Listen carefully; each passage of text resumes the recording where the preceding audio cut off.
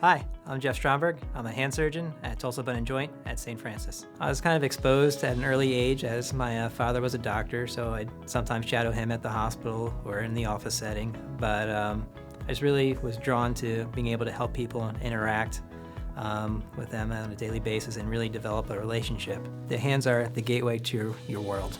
It's how you experience life, how you manipulate objects, how you make a living.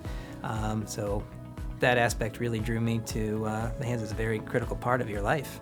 I have somewhat of a diverse training where I did my medical school at University of Maryland in Baltimore, and then did some of my training at Cleveland Clinic in Cleveland, and then finished my training and specialty training in hand surgery at VCU in Richmond, Virginia. The things I commonly treat are repetitive motion injuries such as carpal tunnel, trigger fingers.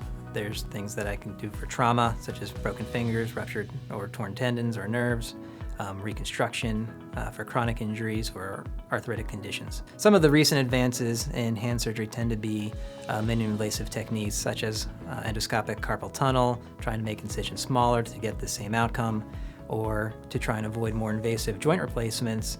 I started to do minimally invasive procedures such as denervation, where we just preserve the joint but cut the small nerve endings to the joint to preserve function but alleviate your pain at a much quicker recovery. I treat all age patients. I treat anywhere from newborn all the way until beyond retirement. My approach to patient care is a patient-first approach, in that I want to hear what you have to say. I want to make sure all your questions and concerns are addressed. I want to make sure you have an appropriate expectation for whatever our treatment plan becomes. For some conditions, there are multiple different treatment options or different pathways that we can go down, so I want to make sure patients understand disadvantages and advantages of each different approach, so we can make a appropriate decision between the two of us, or we can make it a joint decision.